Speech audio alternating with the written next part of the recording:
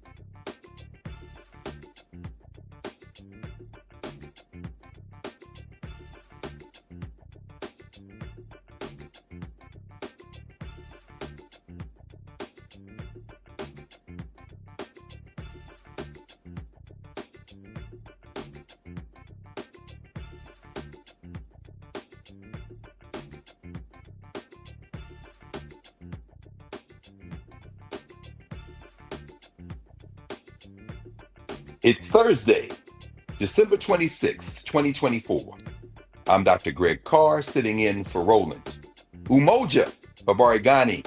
Today is the first day of Kwanzaa. First principle of Kwanzaa is umoja, or unity, to strive for and maintain unity in the family, community, nation, and race. Here's what's coming up on Roland Martin Unfiltered, live, streaming live on the Black Star Network. The Justice Department alleges that Louisiana holds inmates way past their release date. Surprise, surprise, surprise. We'll discuss the Department of Justice's lawsuit and the governor's response to its claims.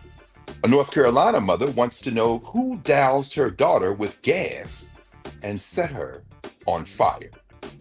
Teachers are leaving the classrooms. I'll talk to an educator, a master teacher, who says she knows why. Beyonce's NFL halftime performance, the Beyonce Bowl, if you will, has folks in social media on a tizzy. We'll have a music industry insider to explain the significance of Miss Carter's show and why folks, at least some folks, are mad about Cowboy Carter. As I said earlier, it's the first day of Kwanzaa. First day of Kwanzaa is Umoja, and we will discuss the significance of this 7-day celebration of history, values, family, community, and culture with the Kennedy Center's Kwanzaa celebration. It's time to bring the funk on Roland Martin Unfiltered, streaming live on the Black Star Network. Let's go. He's got whatever the miss, he's on it. Whatever it is, he's got the scoop, the fact, the find. And when it breaks, he's right on time and it's rolling. Best believe he's knowing. Putting it down from sports to news to politics. With entertainment just for kicks, he's rolling. It's on go, y'all. It's Roland Martin, yeah. Rolling with Roland now. He's funk, he's fresh, he's real, the best, you know he's Roland Martin now.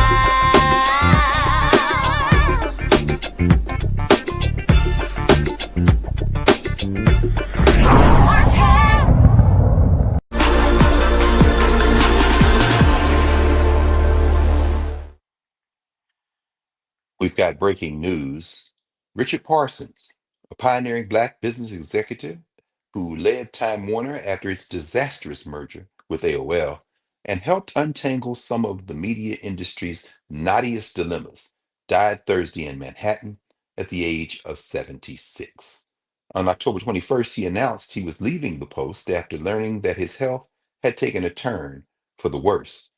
Parsons had been in remission for multiple myeloma following a stem cell transplant in 2016. For many years, Dick Parsons was the highest ranking African American in any media company, though he frequently played down that distinction. He advised young African Americans to focus on their new opportunities. Richard Parsons, an ancestor at 76. We hadn't planned on breaking that news or this sad news of transition to Dick Parsons. And I just want to bring in just for a split second here our panelists tonight, our Thursday night panel, Joy Chaney, founder of Joy Strategies, and Reese Colbert, host of the Reese Colbert Show on Sirius XM, at channel 126. Let's start with you, Joy. Dick Parsons. You're hearing this news, I think, like all of us right now. Any initial snap thoughts about this Titan? Well, first of all, happy holidays, Merry Christmas, Happy Kwanzaa, and of course, Happy New Year. We're so glad to be on with you, even as we celebrate the homecoming and the life of Mr. Parsons. Look, you know what I was thinking about as I was looking over his bio? What a great American for not just African Americans, but all Americans, white included, to aspire to. And it's just a reminder of the greatness that is passing, and the need to like focus on our, that previous generation, that greatest generation, not even greatest, the baby boomer generation that are passing now, and just get all of their experiences. This was a man who was a bipartisan man. He worked during the Ford administration. He worked for Senator Rockefeller. He worked in public policy and business. It was a reminder that there's a bridge. You don't have to be in one area or another. And matter of fact, the people who have impact are not necessarily big names who are playing sports or playing TV. He drove a lot of resources and money and opportunity. He's a reminder of what it means to have diversity, equity, and inclusion. He did not shy away from that, even as he didn't lead with that. He was a proud Black member of Wall Street and the banking community, and did as good things in that role, even as he made the bottom line for those who he worked for. And so, just a passing of an era, and I think we need more of that as we go forward. Absolutely. Thank you, Joy. Reese, any thoughts, initial thoughts? And we know Roland will be doing a major tribute to him when he gets back. But any thoughts, as we said, Joy just said, we're just getting this news. Yeah, I just want to kind of echo what Joy said about on the whole DEI aspect. Even though he didn't lead with it, it's really ironic, as you mentioned, Dr. Carr, that he has untangled some of the biggest messes in business. So we see this big push that's going on right now to try to characterize anytime a Black person is put in a position of leadership as some sort of gimme, some sort of affirmative action handout, when the reality is that when the tough got going, they called Dick Parsons to get in there and to make it right. And I'm sure that he was undoing the dirty work of non-DEI people, let's just put it that way. But I also do want to draw attention to his philanthropic work, which included being a person who really led the charge on getting over $100 million of funding to the Apollo Theater, as well as his philanthropic contributions to the Smithsonian National Museum of African American History and Culture. And so even though he did not emphasize that, even though he didn't lead off with that, certainly he gave back to our community and he did us proud. Absolutely. I'm glad you said that too, Reese. The only time I had a chance to meet and interact with Dick Parsons was over his years when he served on the Howard University Board of Trustees. And you're absolutely right. Very understated, very quiet, very stable presence through transitions in leadership at Howard, whatever crisis were being faced, just his presence alone. He had a kind of presence almost like General Powell in a way, who also kind of overlapped during his time on the board. And these guys, man, when they come in a space, you realize that, okay, whatever crisis we face, they've seen a whole lot worse than we have. So, That and part, just, yeah. They were and if serious they, people. yeah, Oh, yeah. They were very serious, very serious serious. people. Yeah, yeah, We have a lot serious of without being, unseriousness.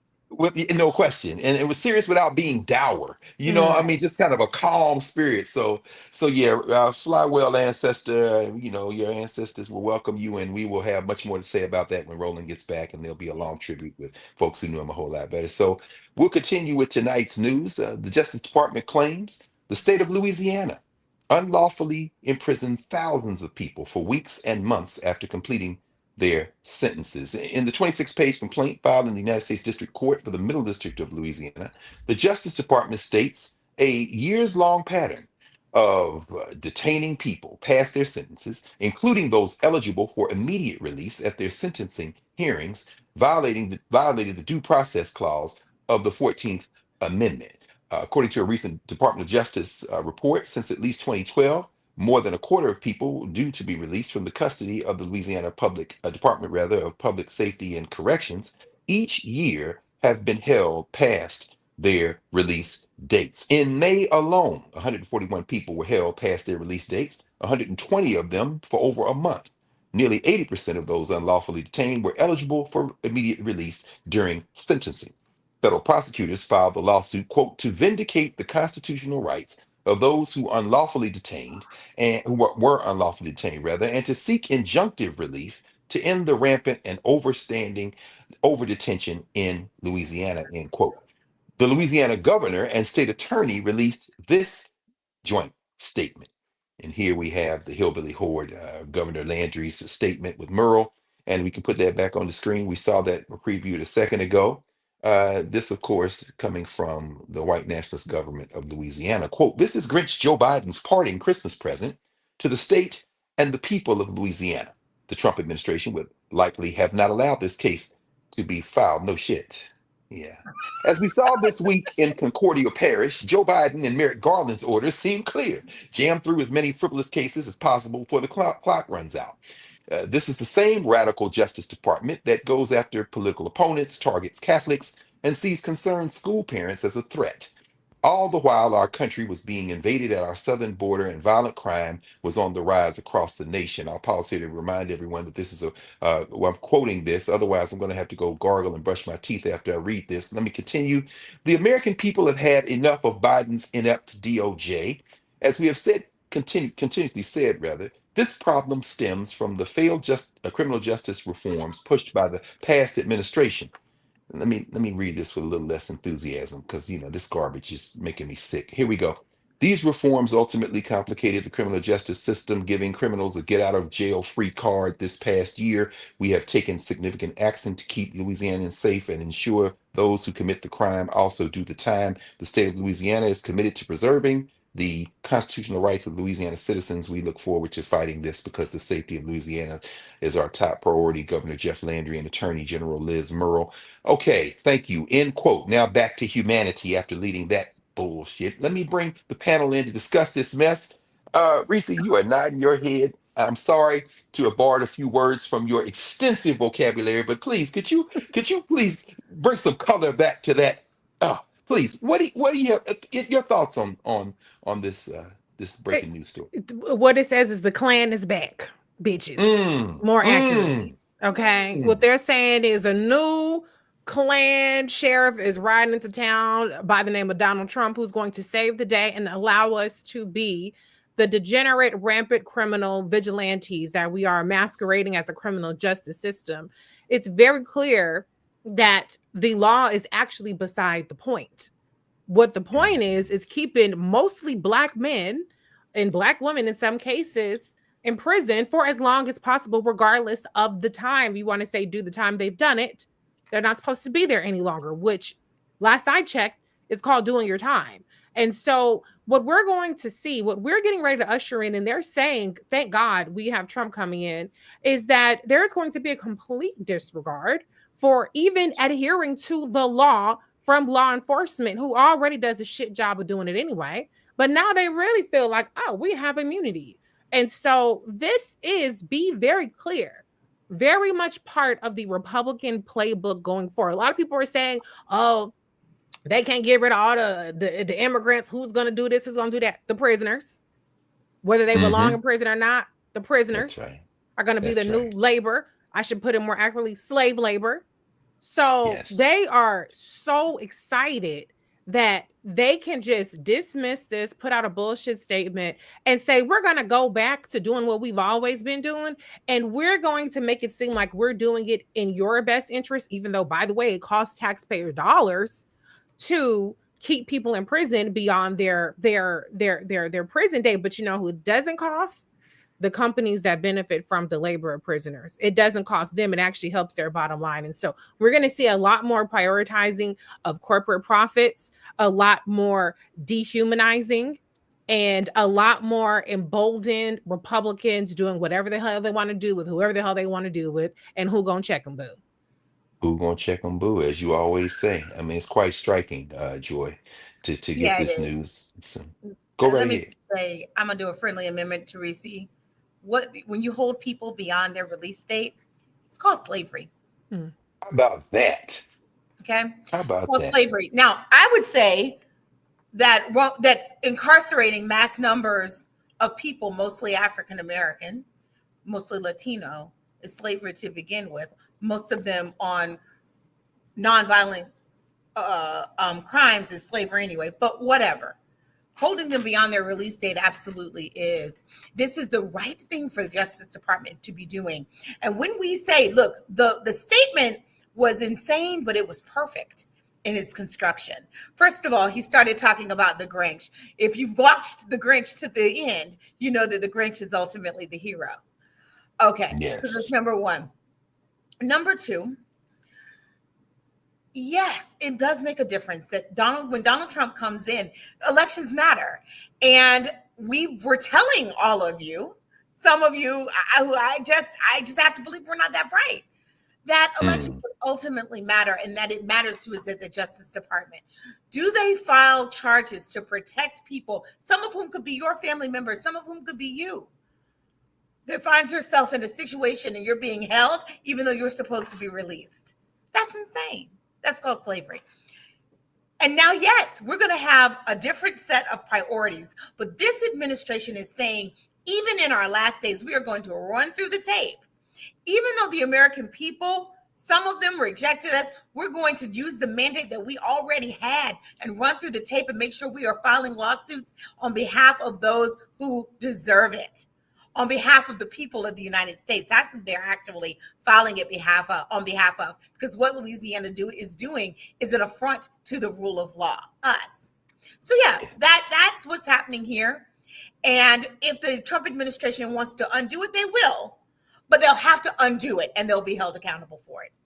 Absolutely. Absolutely. And we know that they're big mad, of course, Joe Biden commuting the sentences of nearly all the federal inmates on death row, 37. That leaves three.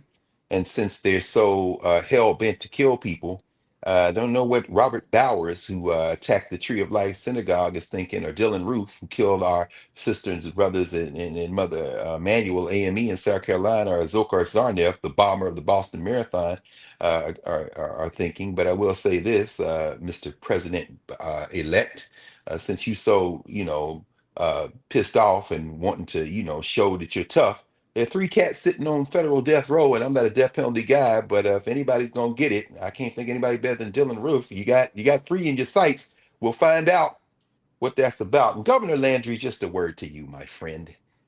Some of us know our history. We know that that big prison in Louisiana named Angola is named Angola because most Africans who came here directly to the United States, the plurality of them came out of West Central Africa, including the country Joe Biden just came back, which is called Angola. That's why it's named that. We also know that your funky friend who is at the Heritage Foundation, Mr. Kevin Roberts, Dr. Roberts, did his dissertation on slavery in Louisiana. Y'all think slavery is coming back. Well, here's a message to you, Mr. Governor. Let's dance, baby, because you ain't built like that. So we'll be back in a moment here, Roland Martin Unfiltered on the Black Star Network, and we'll continue our conversation tonight on the first day of Kwanzaa. We'll be right back.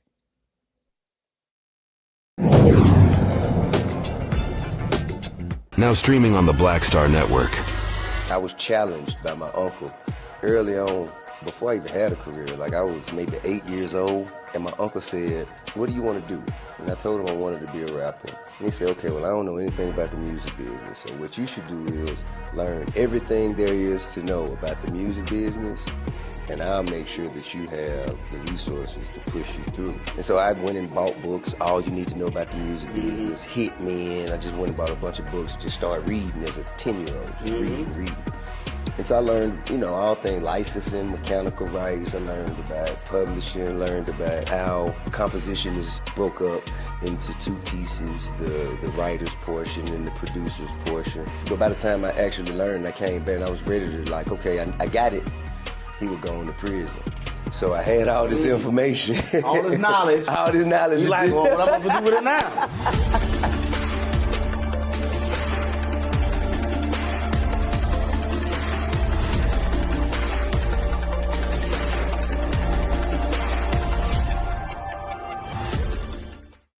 Hi, I'm Isaac Hayes III, founder and CEO of Fanbase.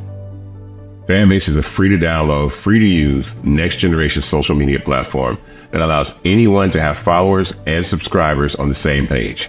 Fanbase was built through investment dollars from equity crowdfunding from the Jobs Act. People just like you help build Fanbase, and we're looking for more people to help build Fanbase. We are currently raising $17 million in a Regulation 8 crowdfund on Start Engine. We've already crossed $2.1 million, but we're looking to raise more capital from people just like you that deserve the opportunity to invest in early stage startups without having to be accredited investors. So right now, I'd like you to go to startengine.com/fanbase and invest. The minimum to invest is $399. That gets you 60 shares of stock in Fanbase right now, today. And then use Fanbase to connect with friends, grow your audience, and be you without limits.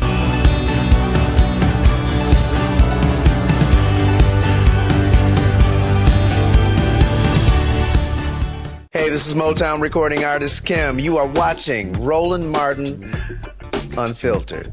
That boy, he always unfiltered though. I ain't never known him to be filtered. Is there another way to experience Roland Martin than to be unfiltered? Of course he's unfiltered. Would you expect anything less? Watch what happens next.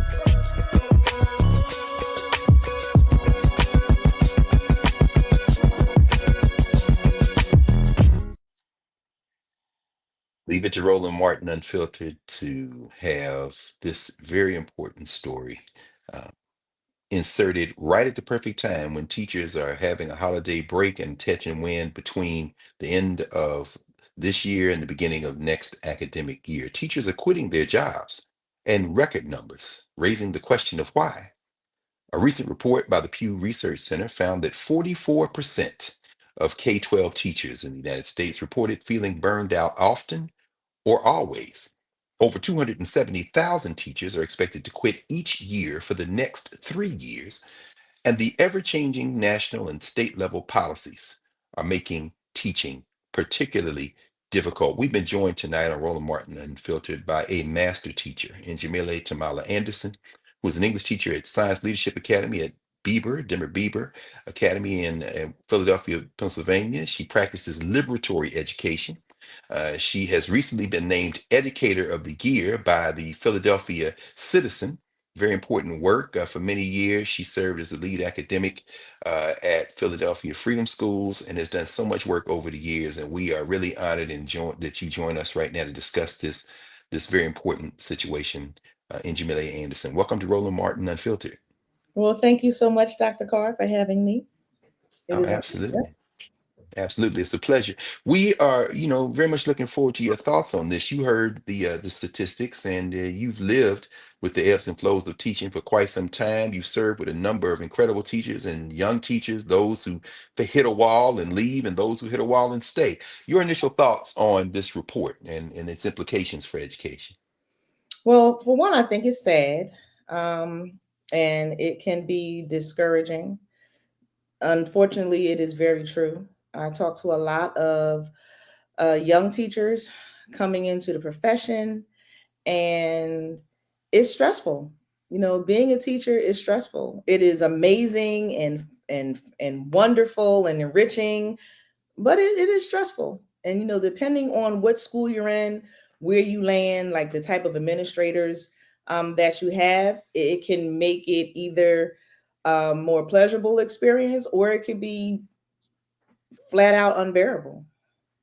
Mm, mm. And we often read a lot and we hear a lot, particularly for veteran educators like yourself, that there are moments in the life of a teacher, particularly a young teacher, and as folks get more experience where they hit walls.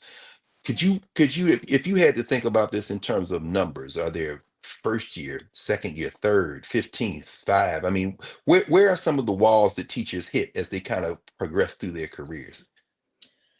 I would say it's on each end of the spectrum. Brand new teachers that are coming in, because they're not coming in fully prepared for what they're going to encounter when they get into the classroom, especially if they're teaching in urban areas where underfunded schools, unsafe buildings, not properly being, kept up with facilities, having to, buy their supplies for things that they might want to have for their classroom or for their students. That can be very stressful for a brand new teacher just getting into the profession.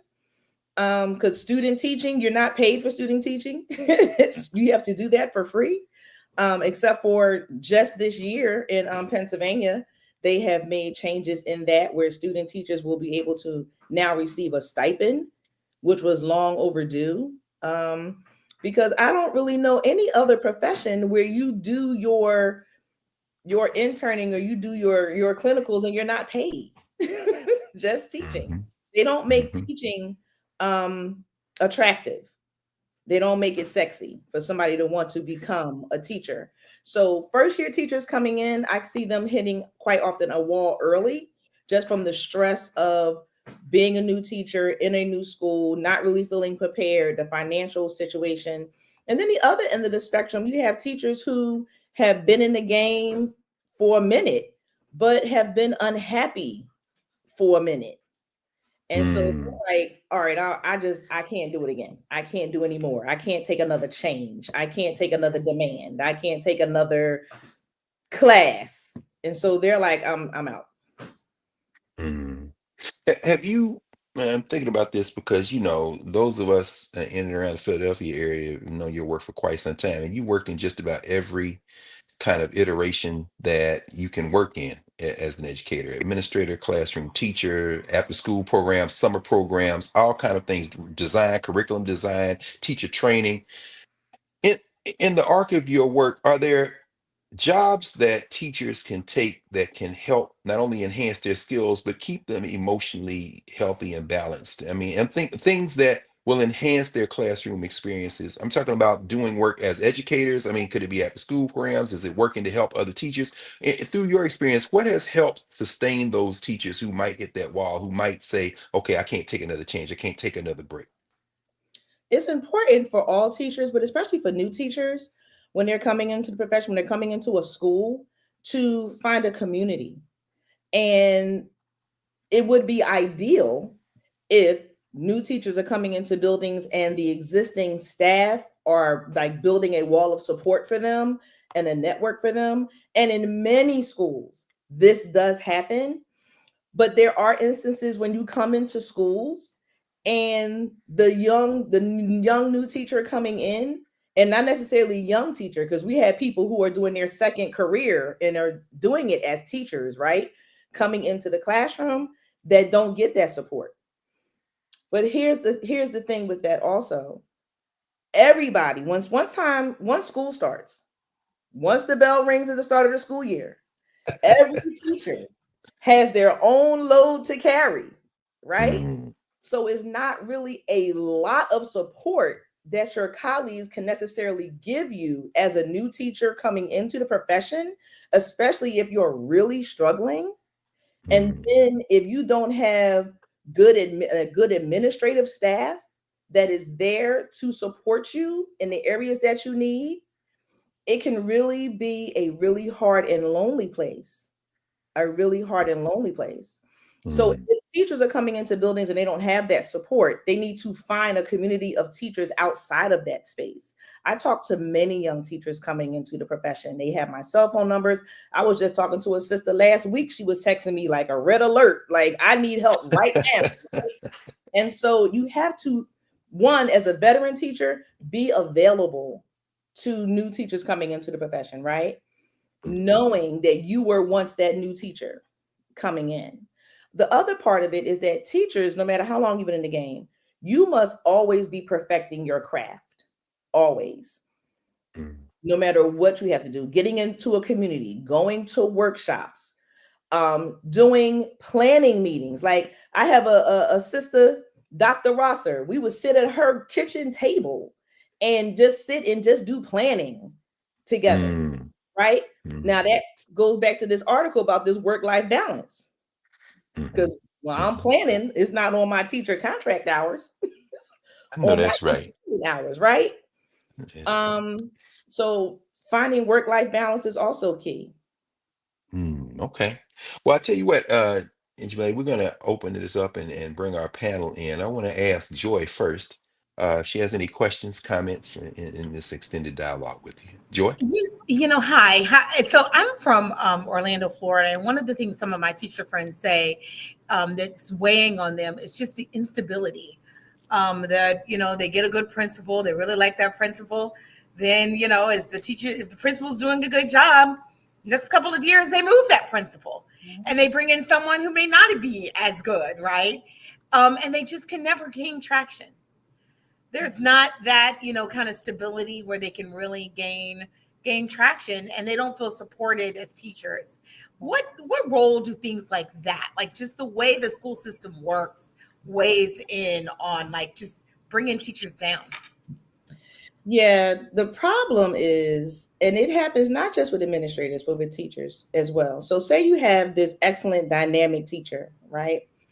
People will begin to approach that teacher and say, "Oh, you need to be an administrator. You need to be an Mm, administrator. You would do such great work as an administrator." No, leave that phenomenal dynamic teacher in the classroom. That's where they need to be. Too many teachers get lured with the sexy carrot of it being an administrator. Don't. And if you will leave the classroom to be an administrator, then you need to still be teaching. And that's something that does not happen. Every single administrator should be responsible for teaching a class, one, all the time, period, one class. Because that will continue to give you street cred with your teachers who you're supervising, and it will keep you connected to the work. The same thing happens with principals. Oh, you're such a great, phenomenal principal. Look at this work that you're doing. You should be an assistant superintendent or a superintendent. No, you shouldn't. If you're a great principal, stay being the great principal. But what are you in it for? Are you on a job or are you on a mission? Right? Because if you're on a mission and you know that you're called to do the work that you're doing as a teacher or as a principal, then keep your hand to that work. That's where you're most effective. That place. Don't get lured into, you can make such great change on a larger scale if we just move you up. No, stay where you are because you provide stability. If you're doing a great job, you're providing stability for your teachers. You're being great for your teachers. You're being great for the students. You're being great for the families. thank you, Sister Jamila. Sister Reese, any questions for Jamila Anderson? Yes, first of all, congratulations on being Educator of the Year. Obviously, we can see why you were bestowed that honor. My question is, I'm curious to hear your thoughts in terms of the role disinformation and misinformation is playing in the teaching profession. We just saw a campaign that was largely waged on the premise that educators in particular are on some sinister mission to change the genders of children attending elementary school as low as elementary school. And so I'm just curious if any of the dissatisfaction with people in the field right now is related to a lot of the lies that are being spread about the role of teachers in the lives of these young children. Wow. Okay. Where do we begin with this? First of all, the teacher, for me, because I can only speak for me, right? Mm-hmm. I am the co-parent with my students' parents. We're co-parents, and that's how I address my parents. We are now co-parents because I have your child a lot of hours out of the day, right? Throughout the day. And as a teacher, your role is to be the educator, but your role is also to be this person that can open up the mind of the young people that you have in front of them. Your job as an educator is to help expand their thinking, to have them go places they never even considered. And one of the greatest challenges with being a teacher is helping the children to see the possibility beyond what's in front of them. Mm-hmm. Right? And as an English teacher, I can do that through all types of literature, all types of things that we can read and places we can go and things we can think critically about, right? Now, if I have a young person, I had a young student, and I just saw them, they're grown now, but they were struggling with their identity, their sexual identity, right? And so they were transitioning to be a male, and the mother was against it. And so I have both of them coming to me for counsel, Mm-hmm. right? And I explained to that mother, listen, she's going to always be your baby girl, but she's making a choice that she's a boy. But all the experiences that you've had with her does not change. Mm-hmm. That's still your baby. And you have to love her through, because the world and the decision that has been made for her life, the world is going to be throwing bricks at her. Well, he's going to need his mother. Mm-hmm. Right? And so I find myself in my career in situations like that with young people. And my job, first and foremost, is the well-being of that student. Absolutely. Well, this has been an excellent conversation. We appreciate you joining us, Sister Njamila Anderson, Philadelphia Citizen Educator of the Year, newly named. Looking forward to having you back with us soon at Roland Martin Unfiltered. Thanks for spending part of your very hard-earned holiday break with us. Although I suspect she's probably still texting with her students right now. So we're just going to take a couple of days, would you please? I know you're not, but anyway, thanks for joining us. All right. Well, thank you so much. Y'all have a great rest of your day, and Habarigani. Umoja. Yes. Umoja. Habarigani. Yes, indeed. You're watching Roland Martin Unfiltered here on the Black Star Network, and we will be right back.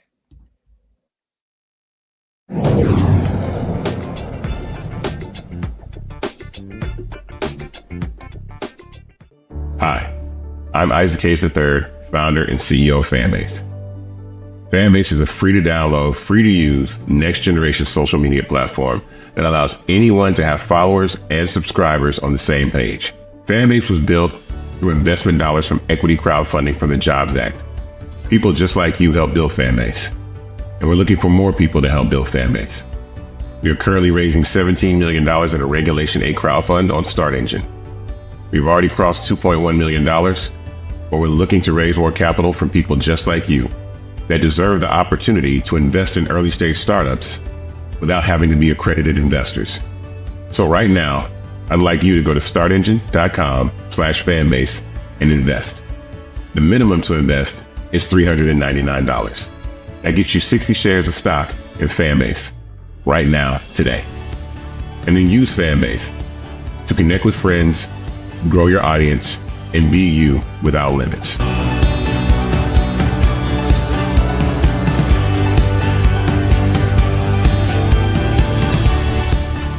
Now streaming on the Black Star Network. I was challenged by my uncle early on, before I even had a career. Like, I was maybe 8 years old, and my uncle said, "What do you want to do?" And I told him I wanted to be a rapper. And he said, "Okay, well, I don't know anything about the music business, so what you should do is learn everything there is to know about the music business, and I'll make sure that you have the resources to push you through." And so I went and bought books, All You Need to Know About the Music Business, Hit Me In. I just went and bought a bunch of books, just started reading as a 10-year-old, just reading. And so I learned, all things licensing, mechanical rights. I learned about publishing, learned about how composition is broke up into two pieces, the writer's portion and the producer's portion. But by the time I actually learned, I came back and I was ready to okay, I got it. He would go into prison. So I had all this information. All this knowledge. All this knowledge. You like, well, what I'm going to do with it now?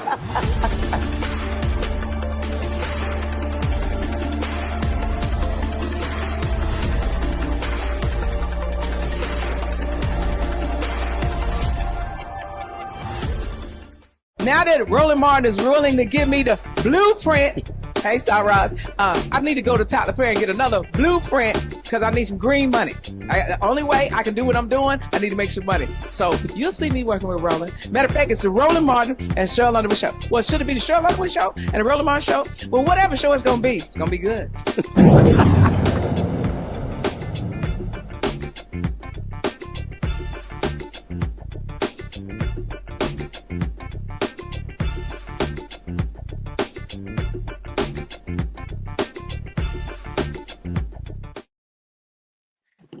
Welcome back to Roland Martin Unfiltered here on the Black Star Network.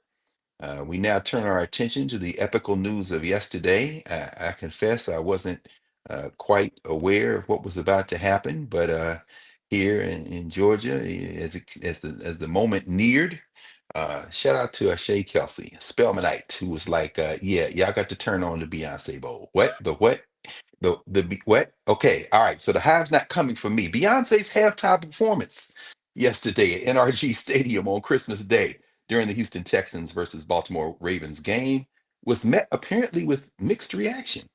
The 32-time Grammy-winning artist began the performance by singing 16 Carriages from her studio album, Cowboy Carter, while riding a white horse into the stadium. I guess we're going to talk about that horse and colors and old Denzel Washington movies. I'm sure we're going to get into all that in a moment. Her performance again brought up the discussion about what country music is. Tasha Love is here to help us. Tasha is a music industry insider. She's joining us from the ATL to discuss the impact, importance of, and why folks, at least some folks, apparently are so mad about Beyonce's performance. Sister Love, welcome to Roland Martin Unfiltered. Hello, thank you for having me. I appreciate being here. No, it's a great pleasure. Listen, we need to hear your voice right now. Could you walk us a little bit through both the performance last night and maybe put it into context and give us some of your thoughts about what we all witnessed last night? Well, quite honestly, we witness history, right? Depending upon who you ask, let me say that. In 2013, Beyonce performed at the Super Bowl to 110 million viewers. In 2016, she performed with Coldplay and Bruno Mars to 115.5 million viewers.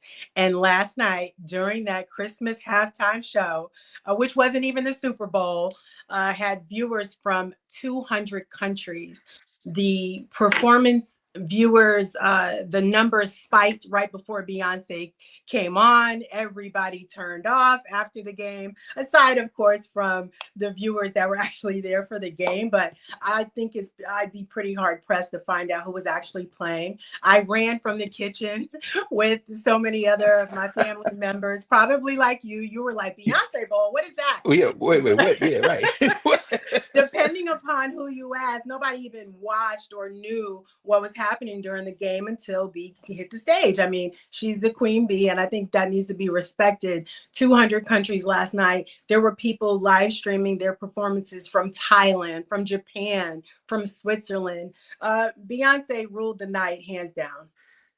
Okay, well, I tell you, yeah, and I haven't watched a down of the NFL. I will probably die without seeing another down since Kaepernick. I understand there's a phenomenal quarterback for the Baltimore Ravens named Lamar Jackson. I've never seen him take a snap, probably never will. But as you said, everybody's running from their plates, they running to watch this thing. So the phenomenon is uncontested. I'm wondering if you have any thoughts about this in the larger context. I mean, we've all heard about the Little Wayne so-called controversy, and and Kendrick Lamar performing in New Orleans, and we know that Sean Carter is involved in the planning of Super Bowl halftimes.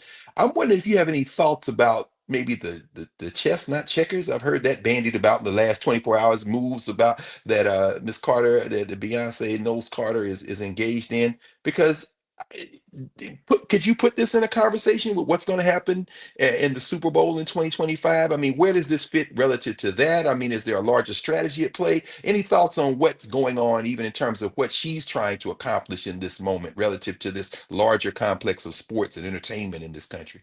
Oh, great question. I think that anything with Beyonce knows Carter, Sean Carter, Blue Ivy Carter, I think we're looking at a dynasty here. And I don't think that it's fair for us to pigeonhole her to just being an R&B artist. She's from Houston. You think that she didn't dream of performing in Houston from day one since she first hit the stage, or when Matthew Knowles had her and the rest of her bandmates running around in heels? I think we really need to look at the larger scale here and see. She used to perform in high school talent shows. Let's take it back even before then. Okay, she was performing at talent shows, period, across the Texas area as a young preteen. Then she goes and she starts performing at talent shows, and then we all know Star Search, right? I used to watch Star Search when I was a kid. But now, look, now she's performing in her hometown at the Christmas halftime at the biggest game ever, aside from the Super Bowl. We're talking, again, 200 countries, millions of viewers, millions worldwide. Do I think there's a bigger game here that's taking place? Absolutely. There's a strategy here. For the 2025 Super Bowl, we know that Kendrick Lamar is performing.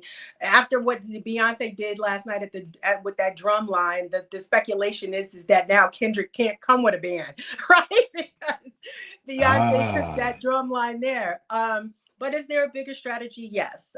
We know that Netflix is now going to be releasing just her performance alone on their streaming platform.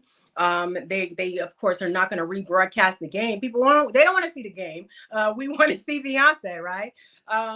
The bigger strategy here is that on January 14th, there's something else coming.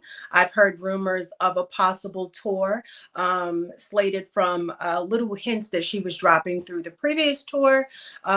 We just really have to wait and see. But I think that the bigger picture here is that definitely there's more to come. I can't pigeonhole her to what her husband has done. She wasn't there. She married somebody who is equally as big. They did a song about it. It's called Bonnie and Clyde and Let Me Upgrade You. So we already know that something else is coming from the Carters. Okay, yeah, I'm not one of those people who likes to engage in a lot of make believe, and neither I'm one with of them are in it. Neither one of them are NFL owners, and Right. so I mean, to the degree that they are performers, albeit rich ones. I mean, I think you're raising something that is very important for us to consider. And certainly a lot of people are talking about the symbolism, and we certainly want to get into that in terms Yeah. of the show and everything was about. Shout out, by the way, to Texas Southern, the Ocean of Soul, making their second appearance in a major Beyonce platform. So it's good to Right. see that HBCU band culture, no question. Right. You raised several things, and of course, my sister, and of course, Roland is from down there, Houston, Third Ward out there, Jack Yates High School. Think about the Shape Center there in Houston, where, like I say, when she was a little girl, girls' time, they still had her picture on the wall down Right. there. And, I don't think it gets any blacker in terms of her roots. I was recently in New York at a new exhibit at the Met called Flight into Egypt, which looks at African Americans and how we've engaged in this kind of study of ancient Egypt over the arc of basically 150 years. And Solange, her sister, has in the exhibit catalog a photograph of their parents on the Nile and her father and mother are dressed in Egyptian attire. I mean, there's all of this deep grounding in Black history and culture flowing through the veins of both of those sisters. Yeah. And any thoughts on how Beyonce may be kind of wielding this immersion, this surrounding immersion she's had from the beginning in Black culture as a kind of point of entry to push back against an industry that not only has not always been welcoming, but that is this billion-dollar behemoth. I Right. mean, from what I understand, between Amazon Prime streaming a football game and Netflix doing one with no commercial interruptions, there seems to be this whole shift that has nothing to do with us as anything other than entertainment, but she seems hell-bent on not allowing this thing to roll over us without us gaining some point of entry to try to push back. Any thoughts about how she's using her culture as a weapon in this moment? Yes, it's so hard for me to just sit here and be still and not nod to everything that you're saying. I know how passionate you are personally about our culture. I've watched you for the longest time, Oh, okay. and it bleeds through. So, yes, absolutely. There's so much symbolism that happened last night from Beyonce. Her red carpet was the American flag. Did anybody peep that? I mean, she rode in on she rode in on a Lipizzere horse, which is a horse that starts out when it's first born. It's a black horse that is either born black or dark gray, but then turns pure white, which is used to pull carriages and perform. It's a stallion, and I think that I've heard some rumblings go on TikTok. There's a variety of conspiracies that talk about how this symbolism here could either be the white horse. You remember that song that happened back in the 70s, right? Oh, White yes. Horse. That's a whole nother Yes. conversation. I don't know about that message, but I can certainly see where the horse turning from black to white was the whitewashing of country music. That theory's been floated around. I personally like that and believe that, and I think it falls right in line with her stance as to how the CMAs denied her this year with zero nods. But here she comes in riding on that horse. And she snags 11 Grammy nominations, 5 of which are in the CMA American Roots category. And it puts her at just one nomination shy of being at 100 Grammy nominations throughout her career. She's younger than me. I mean, what a young amazing artist that we've watched grow from, like you said, from when she was in Girls Time to just being a star that is consistently being denied by not only some of her culture, her own culture, but of course the white community, just because she came out with a country album from her own. This is from her roots. Okay, we have to really pay attention to how country music is trying to close the door on such a prolific artist in the music industry. And so here she comes with the flag and all, riding in on a white horse with a giant middle finger up, and I'm not mad at her for that. Nah, I ain't mad at her either. In fact, that last thing, when that red, white, and blue phallic symbol unfurled from between her legs and hit the ground, I'm like, oh no, oh, you're not playing. No. Okay, I said, She knows her history. She knows her history, and she's letting it be known that she knows her history. And not only that, she wants other people to know the history. You know, right now the controversy is, and I don't know if you were going to touch on this really quickly, but you know, people are talking about the finger guns that she did. There is an autograph picture that Dolly Parton has that is up for auction right now, where she's done the same gesture with the gun pistols. That is right now up for auction for over close to $1,000.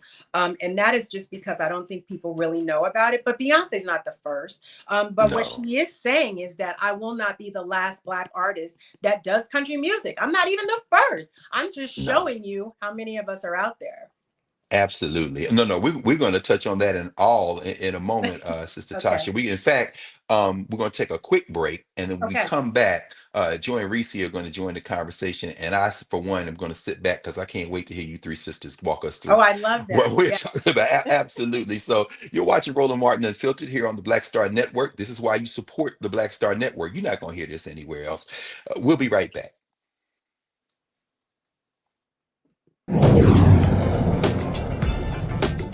Coming soon to the Black Star Network. For y'all, when you're on that stage, or when you're and you're seeing 2 and 3, 4 generations in the audience, that's got to speak to you about the power of what y'all have become. Oh, most definitely. I think we were doing our show before our tour, before our break, and remember, I was watching this kid. I could not take my eyes off him because he was about 9 or so. He was sitting in the front row with his, Over on the right hand parents. side. Yes. I was amazed that this kid knew everything, and I was like tripping to see how many songs this kid actually knew. And he knew them all. And he knew them all. We had to go over there and bring him on stage and take a picture with him, at the end of the show and stuff, because it was just that amazing. It's like, this is crazy. The music travels everywhere, like what Philip was saying, seeing this young kid.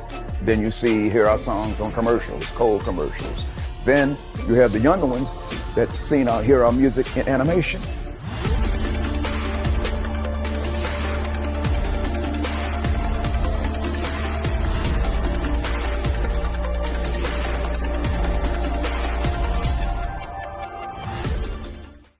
Hi, I'm Isaac Hayes III, founder and CEO of Fanbase. Fanbase is a free-to-download, free-to-use, next-generation social media platform that allows anyone to have followers and subscribers on the same page. Fanbase was built through investment dollars from equity crowdfunding from the Jobs Act. People just like you help build Fanbase, and we're looking for more people to help build Fanbase. We are currently raising $17 million in a Regulation 8 crowdfund on Start Engine. We've already crossed $2.1 million, but we're looking to raise more capital from people just like you that deserve the opportunity to invest in early stage startups without having to be accredited investors. So right now, I'd like you to go to startengine.com/fanbase and invest. The minimum to invest is $399. That gets you 60 shares of stock in Fanbase right now, today. And then use Fanbase to connect with friends, grow your audience, and be you without limits.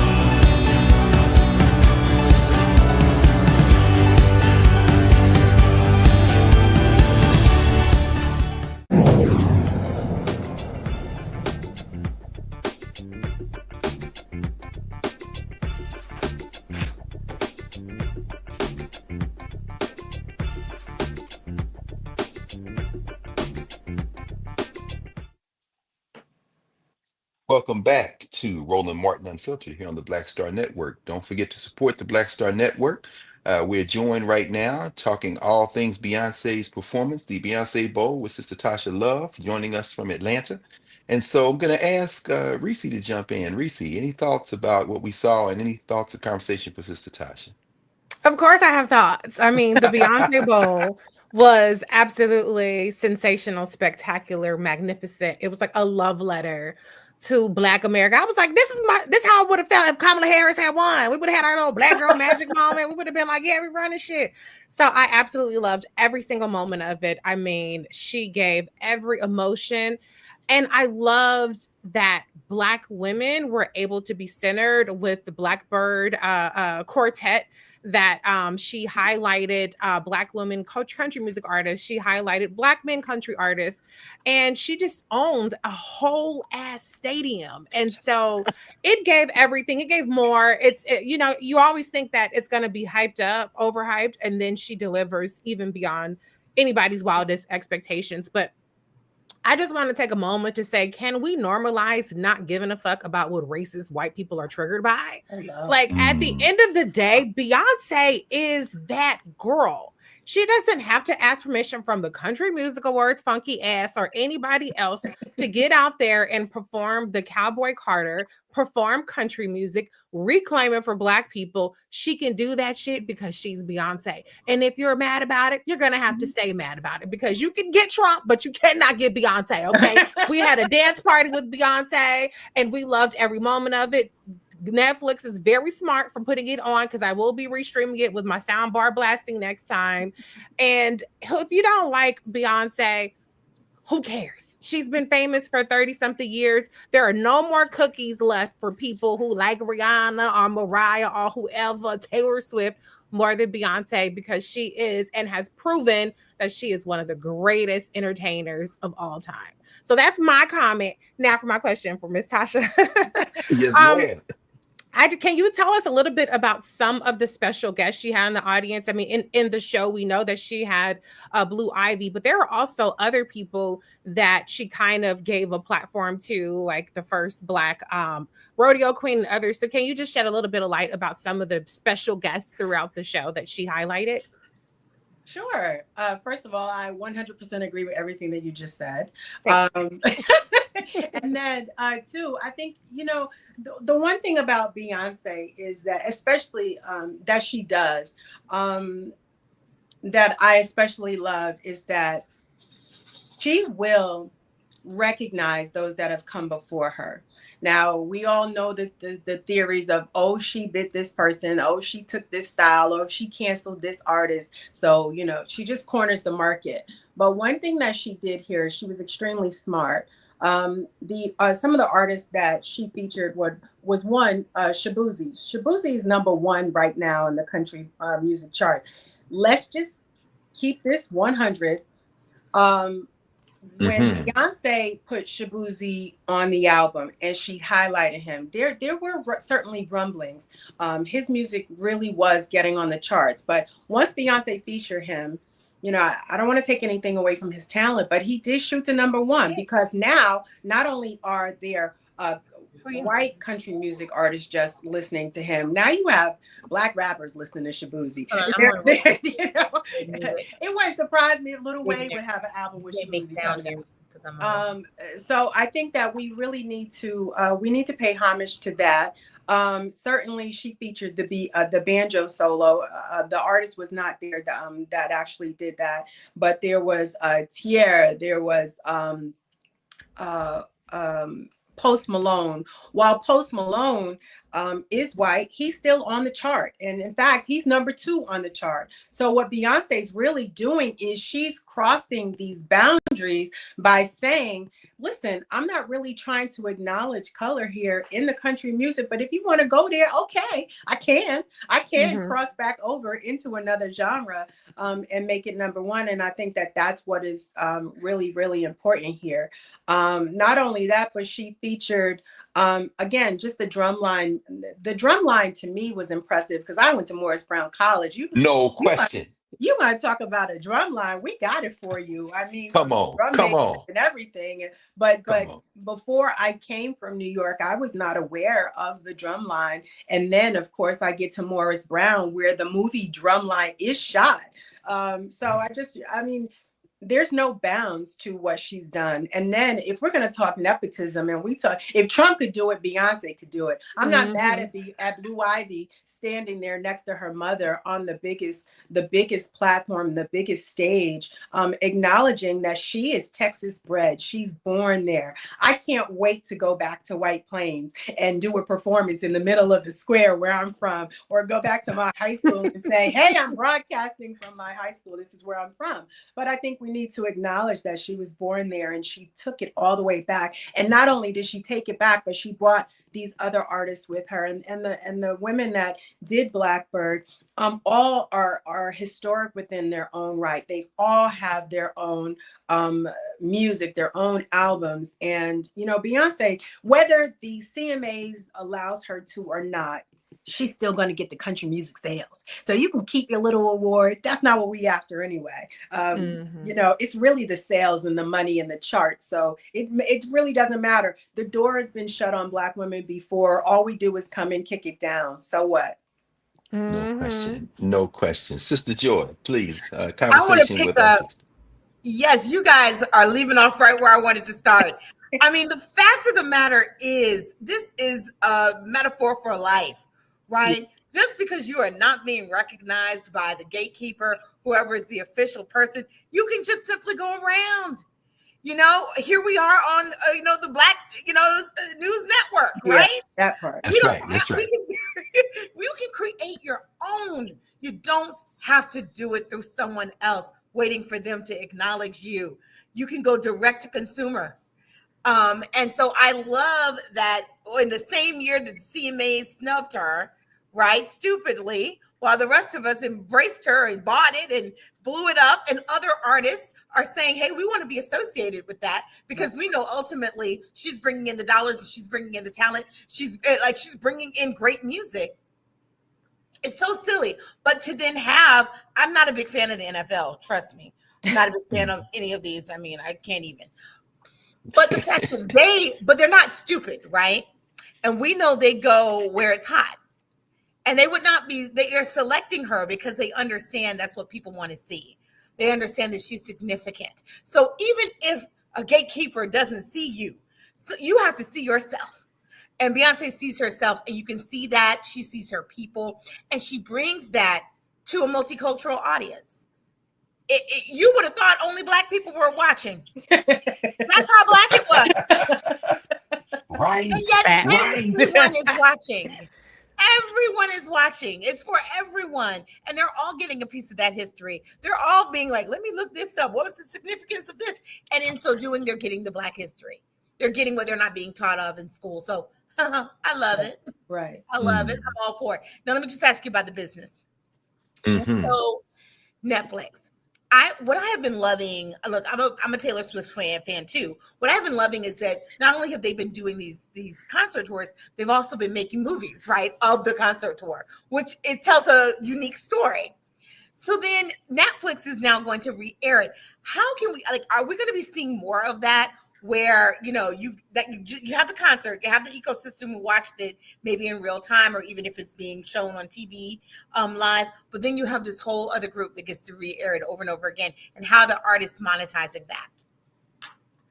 Well, in my opinion, Netflix, this was one of the smartest moves, and we already know that Netflix has just stepped into an arena that nobody saw coming. You could never have told me that I wouldn't have to go sit in a movie theater. I could watch a new release at the same day from home with my slippers on and my hair up. Are you kidding me? And I don't have to pay money to go to a concert. I could watch a live stream from the own comfort of my home and drink Beyonce's whiskey if I wanted to while I was watching her perform. Netflix is super smart. There are 282.2 million people who are subscribed to Netflix. Like I said, 200 countries watched Beyonce last night, not just us. Right. And with this announcement that's coming on January 14th, I wouldn't be surprised if somehow there wasn't a Netflix tie to it. Who knows? I just believe that Netflix they see the bigger picture. They see that our music translates into buying power and spending power. Netflix really needs subscribers. Ask anybody who has a subscription, is somebody else on your account, okay? But what Netflix wants to do is they want to make sure that they get our demographic. They know the power of the Black dollar, and they know that we will subscribe if we get to see content that is appealing to us. And so I do believe that this is a step in the right direction for Netflix. I do believe that once Taylor started dating Kelsey, I'm just going to keep it 100% real. I didn't know about Kelsey until Taylor. I just didn't. And then I started liking him. I started liking his appeal. I started liking he's gorgeous. Right. Yeah. I just started paying more attention to him. Now, I'm a New Yorker. I live in Atlanta. If the Giants, the Jets, and the Falcons aren't playing outside of what Sierra's husband is doing, I mean, I'm not there. But that's just me. I'm not a football fan like that. I did have tickets to the Falcons, but I was in the hallway, where the real party was. So, I'm that girl. I'm that social girl. But I will tell you that Beyonce doing this Christmas halftime performance was so appealing that. Oh, I think we might have. It was so hot that it broke the literal connection, I The suppose. CMAs took us out. See, Right. there she goes. There There she you go. goes. Joy's there. Go ahead. Go ahead. Finish. Look. Go ahead. Finish, Tasha. You were so hot. You just broke the screen. Go right I'm ahead. sorry. I'm sorry about that. People are calling me. I thought I put do not disturb on. But what I was saying is that I'm really, I am a music person. I love sports. I can go watch it. I can hold a conversation with you about it. But what Beyonce did last night for our culture and pulling people not just from downstairs who were dancing with the family, but they really pulled us into in front of our screens. And this isn't the last time that we've seen this partnership with Beyonce and Netflix by far. I don't think that this is the end of our partnership with Beyonce and the NFL. So far, this is her third performance. She's gaining millions and millions, and I'm not talking just single digit millions. She's already got 1 billion streams on Cowboy Carter. It's only gonna go up from here. Let me just say, my son just screamed out, "Don't forget, Kendrick Lamar is doing the Super Bowl." I'm like, he missed No that. doubt. We already talked about it. Yeah. Absolutely. I will be watching Kendrick Lamar recording Me because too. I Me refuse. too. I will die before I watch another minute of NFL football, which kind of leads me to or anything related with it, quite frankly. So I mean, it leads me to my final question for you, Tasha. And we always benefited when you were on with our brother Faraji and the culture here on the network, and so we look forward to this conversation, particularly. Oh, absolutely, emptying into the next year, as Joyce says, with Kendrick Lamar at the Super Bowl. Of course, we see our sister Missy Elliott there over your shoulder. Portsmouth is about 10 minutes from Norfolk, where she and Timberland mixing up. So with Mike Vick down there and Allen Iverson at the conference, I imagine in a minute Norfolk State is going to be what people thought Deion Sanders was going to try to pull off at Jackson State. I guess my final question is, how much is too much for these white supremacists? In other words, the reason they have to defend country music, I'm from Nashville, so I understand, as you say, it isn't just culture, it's politics. And so, how much blackness is going to finally become, in your mind, the tipping point? And like you say, you're working program directing. You help break Mariah Carey records there in Atlanta and beyond. You like you say, Missy, all these things, Black women in particular. I'm talking now about Missy. No shade. I mean, that one only have come from me What you from mean? Mariah Carey. Yeah, but yes, exactly. But that having been said, and I'm glad you brought up Morris Brown. A lot of people didn't know there were marching bands at HBCUs before they looked there in y'all stadium and saw that battle between Morris Brown and the That's fictional right. Atlanta A&T. So, uh, at what point does this kind of capitalizing on Black culture bleed so much into politics? And Beyonce tried to help the vice president get over the finish line. Of course, white supremacy is a little too tough this cycle, but how much longer before this bleeding becomes so political that they just drop all pretenses? They can't cancel her. So, I mean, is there a tipping point? I mean, you've obviously been a part of this work for quite some time now, long enough to see ebbs and flows. As 2025 opens and we see, as you say, Joy, Kendrick Lamar at the Super Bowl, at what point does making a buck kind of clash with the politics that kind of tries to keep us in line?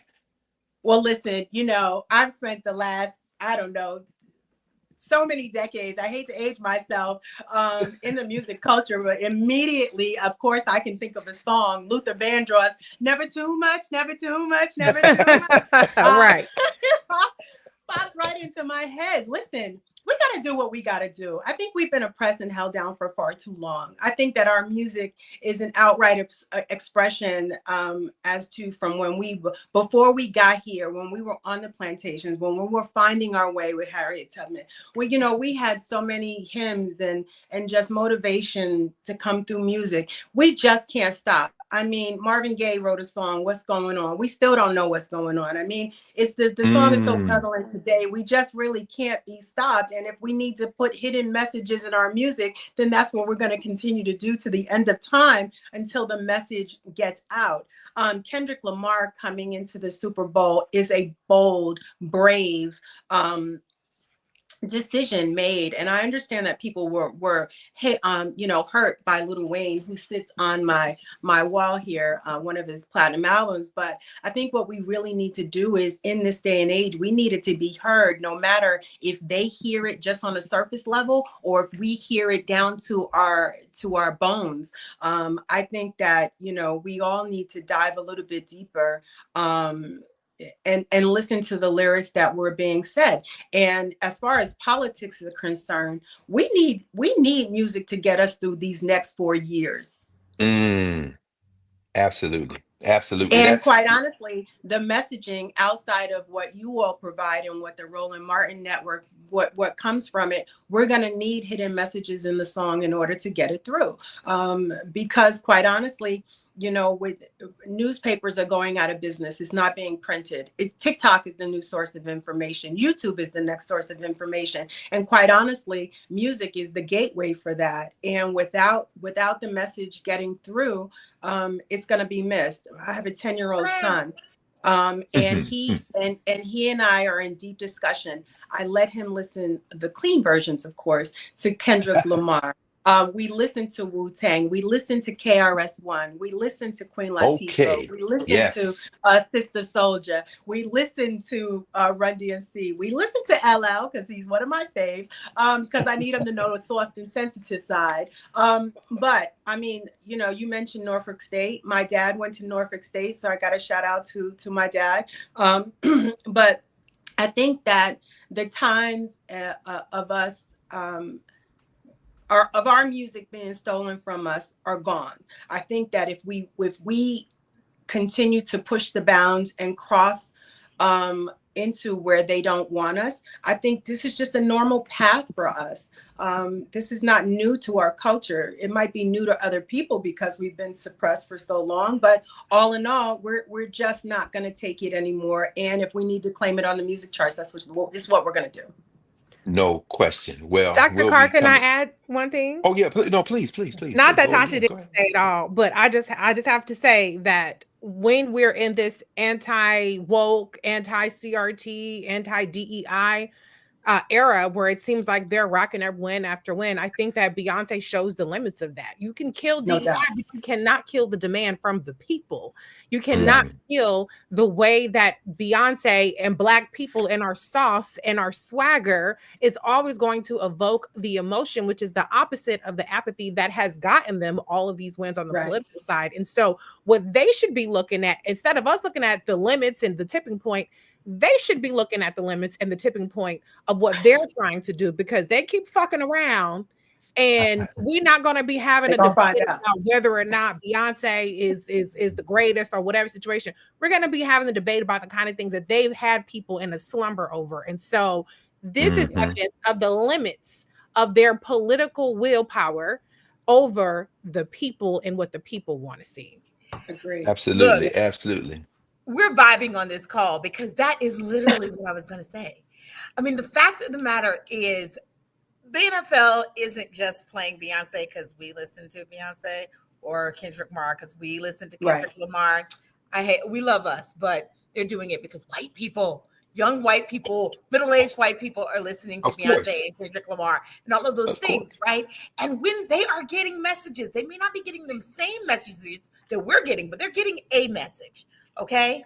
And so when they go to their workplaces and they see some of the activities that their forefathers and their mothers and their grandfathers and even their older siblings are doing, they're starting to say, no, I don't like that. Young people were supportive of Kamala Harris. They are ready, right? Yeah. It's the older generations who are not ready. And that is why they are afraid. That's why they're trying to control what we do. That's right. In our classrooms and our education. And music is a way of circumventing that. Yeah. That's right. We really are doing that since Colin Kaepernick, when he took the knee, right? It just became this large controversy. Think about it. Think about what's happening here. Even though people are upset because Jay-Z came and started working with the NFL, technically he's really doing the same thing. I know people don't want to hear that because of the optics of it, but technically he's doing the same thing. Is he though? If you look at every performer, since Jay-Z is taking hold, it has been a bowed knee. It is the knee. It is the knee. He said we're past kneeling. I think he said we're past kneeling. And many of those old white men listened to Beyonce in their headphones as they walked into voting booths and voted for Trump. I've never really always understood. Remember as you say, you quote KRS-One, the tables turn as the crosses burn. Remember, you must learn. Yeah. So at any rate, they, Come on you now. know, now they got white kids calling themselves. I mean, I'm just thinking about, MCs act like they don't know. But at any rate, yeah, I'm not sure about Sean Carter. At last I know, he and his friend Meek Mill bought a Maybach for a man who could buy that with his lunch money and put both them Negroes in prison. But at any rate, we'll talk about real power maybe another. I just want to say nobody's all saying night. this is revolutionary. Nobody's saying it's revolutionary. It's more so that it is absolutely though a display of the limits of what they're trying to do. Absolutely. They're trying to erase all of this, even if this isn't the best thing to happen to Black people since the Civil Rights Act. Nobody's claiming that.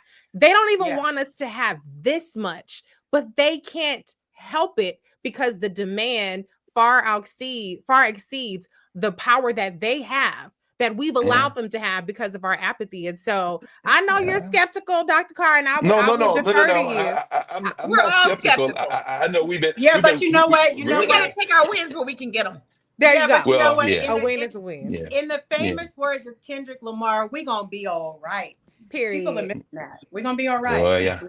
I guess we'll see. We'll see. So Dr. Carter says they're not like us. No. Look, no, I don't know who they and us is when you shaking a leg in prison jumpsuits at the Super Bowl, and 5 years later you out there talking about they not like us. You mean like the owners in the booth laughing at you while you out there dancing in front of them? But we'll say that for the Super Bowl. But I don't even know who they and us is. But it's all good. But look, Tasha Love, you have given us a lot to think about, and between you, Joy, and Reese. This conversation has to happen more. I love this. Oh, no question. This is and only here. So it's good to see you again, sis. We got to have you back on the network very soon. Pioneer industry insider Tasha Love, thank you for joining us again here on the Black Star Network. Of course, always. You're watching Roland Martin Unfiltered on the Black Star Network, and we'll be right back. You all are amazing. What's up, y'all? Look, Fanbase is more than a platform. It's a movement to empower creators, sis. offering a unique opportunity for everyday people to invest in Black-owned tech, infrastructure, and help shape the future of social media. Investing in technology is essential for creating long-term wealth and influence in the digital age. The Black community must not only consume tech, we must own it. Discover how equity crowdfunding can serve as a powerful tool for funding Black businesses, allowing entrepreneurs to raise capital directly through their community through the Jobs Act.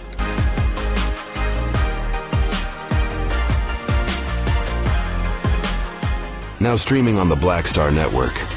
I was challenged by my uncle early on, before I even had a career. Like I was maybe 8 years old, and my uncle said, "What do you want to do?"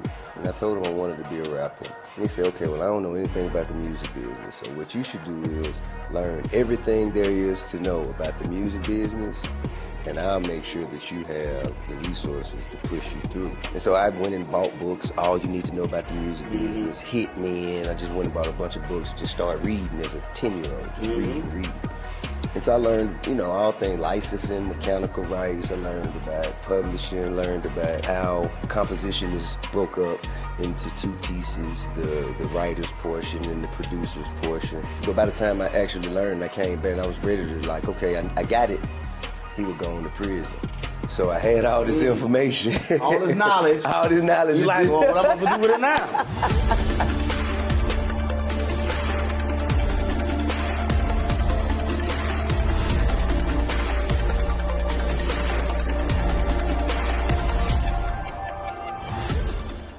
This is Tamala Mann. And this is David Mann. And you're watching Roland Martin Unfiltered.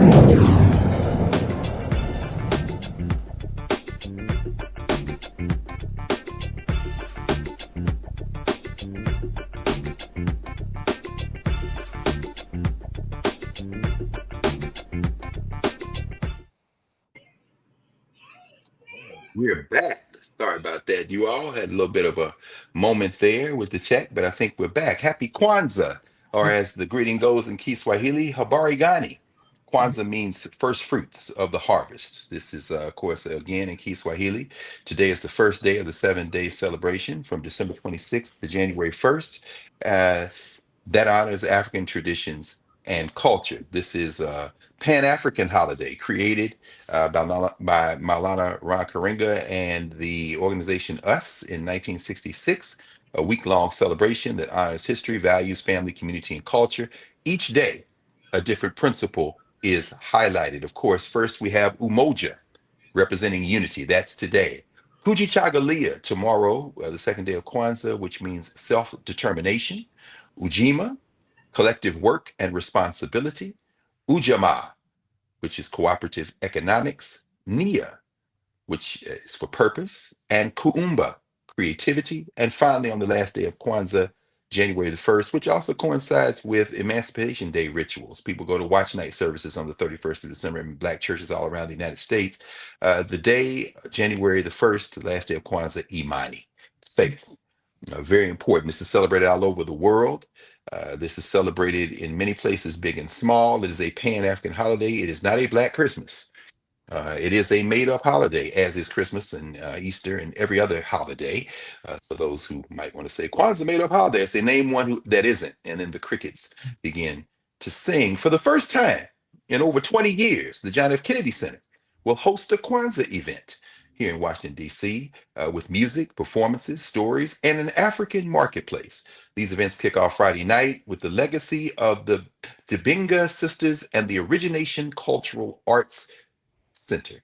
To tell us more about this event is Shamba Dibinga, the founding director of Origination, Shamba Sabira Dibinga Robinson, and Yumi Nishizawa, Nishizawa Cloud, the lead. In Tafuta, a young child's search for the true meaning of Kwanzaa. This is an important moment we are joining in right now. We have these three sisters with us. Oh, look at y'all. Okay, DC, I see y'all with that red, black, and green in the back. I see the Kanara and the candles. Yes, indeed. Okay, I'm looking for that Kikango wa Umoja, looking for that Unity Cup, and that's the Wadi, those gifts. Welcome to Roland Martin. Okay, now I'm talking. Okay, there they go. I see the rest of y'all in there. Yeah. Oh, wait a minute. I think I know something about one of them books behind your shoulder, sis. That's like a book from my man Omakongo. So, okay.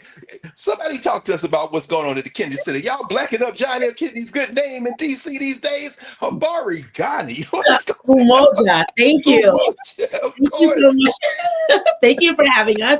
I am Shaun Bayanja Dibinga, the founding artistic director of Origination Cultural Arts Center. And next to me, I have Yume.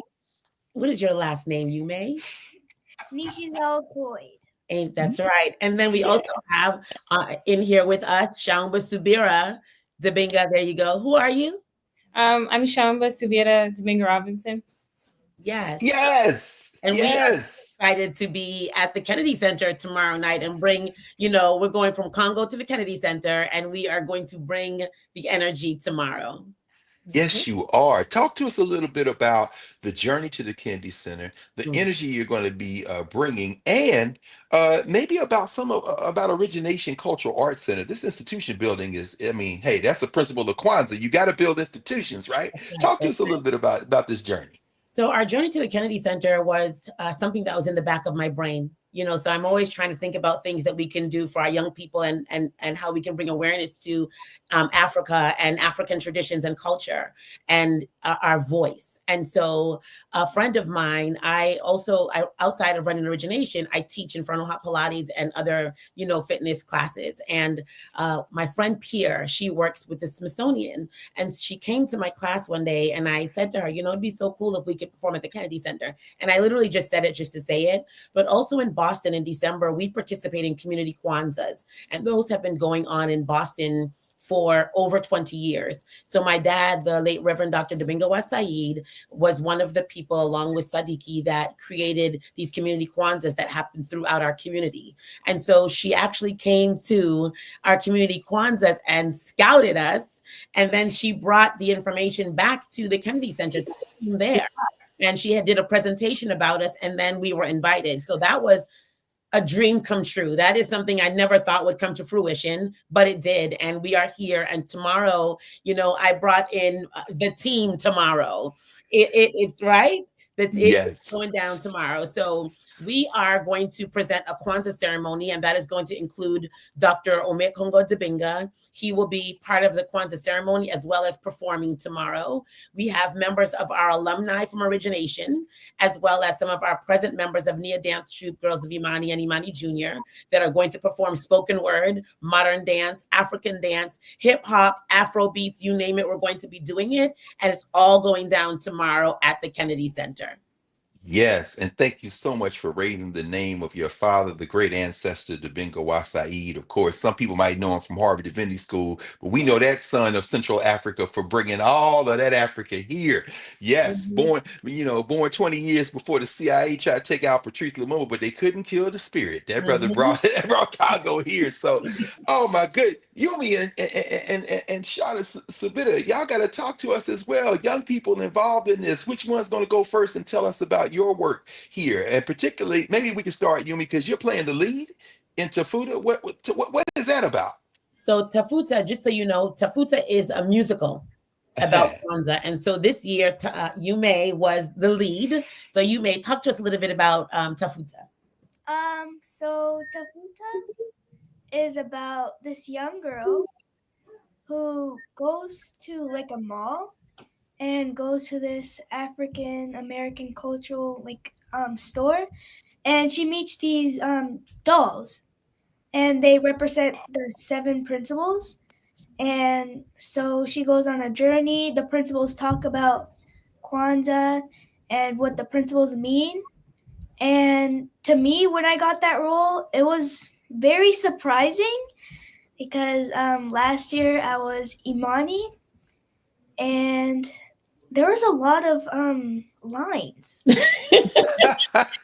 And Yume was actually bullied. So in the production, the lead is bullied, and so the students at her school, they celebrate other things, but nobody knows about Kwanzaa. Kwanzaa's boring, and Yume's like, it's so boring. There's nothing exciting about it. Why do we have to celebrate this ridiculous, this ridiculous thing? And so through the journey and the people she meets along the way, they help her understand the true meaning of Kwanzaa. Yes, yebo. Thank you, Yume was incredible in this role. She's underestimating her. You were incredible in this role. Yeah, I can see by that smile. She quiet with it, but we already know what quiet folk do when they get ready to get comfortable. So it's clear. It's shining through, sis. It's shining through, young sis. Shaba Subita, talk to us about your role in this work and how you're coming to us in this Kwanzaa season to help us really think about this intergenerational work, and particularly the role of young people in the work that y'all are doing. Hi again. So for me, I grew up celebrating Kwanzaa. And in growing up, Kwanzaa wasn't really mentioned in school. It was really just the more well-known holidays. And so it was very difficult in school when they would talk about it, and I wasn't able to relate to anybody. So when I used to participate in Tafuta, it was really nice to be able to educate young people about what Kwanzaa really is and how it's such an important holiday, and it should really be talked about more. And for the Kennedy Center, I'm very excited because I've been with Origination before I was born. My mom is actually Beyonce Dibinga. She's the head. She's on the call right now. So I grew up in Origination. So to see it being able to go to such far lengths after so much community service, so much helping the community, it makes me really emotional because my mom has done so much for the community, and to see it finally being recognized on such a big stage like the Kennedy Center means a lot for me personally. Absolutely. Well, listen, we've been in the conversation. I hope you all don't mind. Going to bring in our sister in to ask you all some questions and be in conversation. We can start with our sister Joy. Joy, when you come in and maybe be in conversation with these sisters. First of all, how delightful are you all? Thank you. I mean, I love it, and I think so many people do know about Kwanzaa, but not enough, right? And, I'd love to know a little bit about, if you aren't familiar with Kwanzaa, why is this important? Why is this something worth talking about? Why is this something African Americans and really beyond should consider celebrating? I'll let Sean Sabira answer that first, and then you may. Okay. I think Kwanzaa should really be talked about more because of what the principles represent. Specifically, my personal favorite one is Kumba, which is creativity. And I think that's the most important principle because you need to find what your what your what would I say? I would say your niche, what you're really looking forward to and what you really want to do in life. I feel Kumba really represents that. And I feel like the principles of Kwanzaa really allow for people to express how they are. And I would say, I think that's all I really have to say for me personally. Sorry. You may. What I think is that Kwanzaa really helps you embrace yourself and helps you reach to your ancestors and tells you the real meaning about the world and your ancestors. Yeah. And just to add to that, and thank you, ladies, I love them. We in looking at the principles of Kwanzaa should be celebrated throughout the entire year. So yes, we have our 7 days, but those principles should be lived by throughout the year, not just for those 7 days. And when you look at a principle like Kujichagulia, self-determination, to define yourself, name yourself, speak for yourself, and not let others speak for you, we are very big at Origination about helping our young people understand the power of their voice and not allowing people to tell them their voice doesn't matter. And that is a big deal. So when you look at the principles of Kwanzaa, you can do a whole curriculum about the principles of Kwanzaa. It's really, really important. And in my family, my mom, Dr. Gulela Dabinga, and my dad were very big on us understanding the power of our voice. So not only should people understand it for the 7 days, but throughout the entire year. And as you may said, our ancestors are very, very important. You have to understand the importance of the people who came before us, or we wouldn't be able to be here today. Absolutely. Absolutely. Sister Reese, please, questions, comments. I'm so excited about this program. Kennedy Center is my second favorite place, the first one being the Black Smithsonian. But I know normally they do have some live streaming capabilities for different programs there. So I'm just curious for a practical reason or logistical reason, is there going to be a way to actually watch the program that is going to be performed live if we're virtual? Absolutely. So we will be getting the link. It may be up on the Kennedy Center site now, but it will definitely be live streamed around the world, which is huge for us and our dancers, because, for them to be able to perform for people in London and Africa and be right here in Washington, D.C. is a big deal. It is. Congratulations. Thank you. Wonderful. And Reese, was good to see, saw the photos from the new exhibit in Slavery's Wake. You and hubby, my brother, there at the opening. Quite a powerful thing. If you all haven't had a chance to check it out yet, down at the National Museum of African American History and Culture in Slavery's Wake, a major exhibition that I'm glad to see that y'all were there to help open. And I've been down there 2 times already, and it ain't been there but since 2 weeks. So I mean, it's quite a thing. But the Kennedy Center, this is Friday night, right? To remind everybody a few more details, including where those who are remote will be able to log in. Talk to us a little bit about some of the logistical details around what's going to go down Friday at the Kennedy Center. So it will be tomorrow night at 6 p.m. at the Kennedy Center, and you will be able to live stream it. So if you visit the website for the Kennedy Center, you will have the link there. Please check it out, because our dancers are from 9 years old to 24-year-olds, and they are going to really teach tomorrow. So not only are we going to do spoken word, but the dancing, my sister Mwadi Dabinga is one of our choreographers, and the pieces they're going to present on stage are mind-blowing. And I'm also going to be doing a tribute to Nikki Giovanni by presenting her poem, Ego Trip, tomorrow. So we hope you tune in at 6 o'clock. Our dancers have worked really, really hard. We want to fill the house and fill the network. We want to overpower the network with them, with the joy they're going to bring tomorrow evening. Absolutely. In the words of our great new ancestor, Nikki Giovanni, ego tripping, I turned myself into myself. So that is the thing. Wow, self-determination. What better way for self-determination for Kujichagulia to manifest than tomorrow night at the Kennedy Center? We are all going to be present either physically or spiritually, and we'll be tuning in virtually. Thank you. Thank you, Joy. Virtually. Shamba Dubinga, founding artistic director of Origination, Sister Shamba Subira Dubinga Robinson, and Sister Yume Nishishawa Cloyd. Yes, it is so good to have you sisters with us here at the Black Star Network, and give our brother Omakongo our best love and embrace, because we'll be watching him do his thing too tomorrow night. So happy Kwanzaa, and it's good to have you all with us. Thank you so much. And if you're looking for earrings, you may made these earrings. Just let you know. Stop playing. No. Come on now. Wait a minute. Yes, you may has an Etsy. Yes, she does custom orders. So if you're looking for a jewelry, how do we find her? You may have they find you. So sometimes I sell my earrings at events, so you might see me around. And if you get earrings, in the bag, I'll have like a little paper with a QR code to.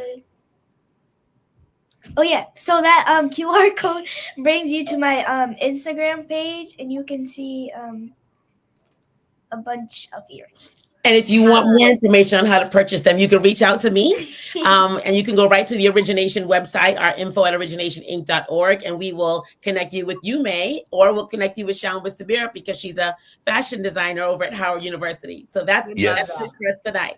That's what I'm talking about. And Origination is all one word, right? Origi Nation. Yes. Absolutely. Well, we're looking forward to that. And thank you also for reminding us in this season of Kwanzaa that the Zawadi, the gifts, should be either made by someone out of love or purchased at Black businesses. So I think you've helped us with that as well. A little cooperative economics. Y'all just showing all the principles of Kwanzaa on the first night. That's what we're talking about. Thank you. So again, thanks for joining us. See y'all tomorrow night. Yes, see you tomorrow. Thank you. Harambe. Harambe. Let's pull together. No question. All right. Well, I guess we've reached the end here. It is so good to be on Thursday night with our dear sister, Reese Colbert. Reese, you're not taking this weekend off? You got the show going up this weekend? I will be live on SiriusXM Urban View Channel 126 for 2 hours, 2 to 4 p.m. Eastern. And speaking of Black businesses, I have a Black business. My Am I Tripping game is almost sold out, but my Sounds About Right trivia game is still very much available for purchase. Both of them on my amitrippinggame.com. I've been on here for 5 years now. So, you know what I'm saying? Y'all can hook it up. The Urban View audience will hook us and stuff. They'll buy my stuff. So, Roland Martin, Unfiltered audience, if y'all looking for a Black business to support during Kwanzaa, amitrippinggame.com is where you can get my stuff. All right. Thank you, Dr. Carr. No, thank you. So, in fact, we were playing Am I Tripping? There they go. Okay. Yes, there we go. There we go. We were playing Am I Tripping in Dayton at the ritual we do for Mark Delaney every year. We were there in June, and they broke out the Am I Tripping and said, see, really? That's how, of course, you already know. That warms my heart. Oh my gosh. Yes, and let me just say, I'm a Black business owner too. I own JOI Strategies, which is my own consulting firm. So if anyone needs a consultant in Washington, D.C., you call me. But here's the thing. It's also about us defining our own space and deciding that we don't have to do it through everyone else, and that everyone else is not better and bigger than who we are. It's enough to be Black in America. It's enough to own it yourself, to be supported by us. And when we do that, other people are watching. There's a reason the Kennedy Center is covering Kwanzaa this weekend. And it's not just because they love Kwanzaa. It's because the people who subscribe to them, okay, some of them are like me, but some of them don't look like me. Most of them don't look like me, and they want to see it too. You cannot outrun the importance of diversity in this country. We are not going anywhere. Please don't get discouraged. Please don't get discouraged. And when we just show up as our authentic selves, not trying to be filtered through white America, frankly, just showing up as ourselves, that is good enough. Other people see that, and they are attracted by it, including our white cousins and friends. So trust me, just be yourself. Be yourself. It's enough. You are enough. That's right. That's right, That's it. Joy.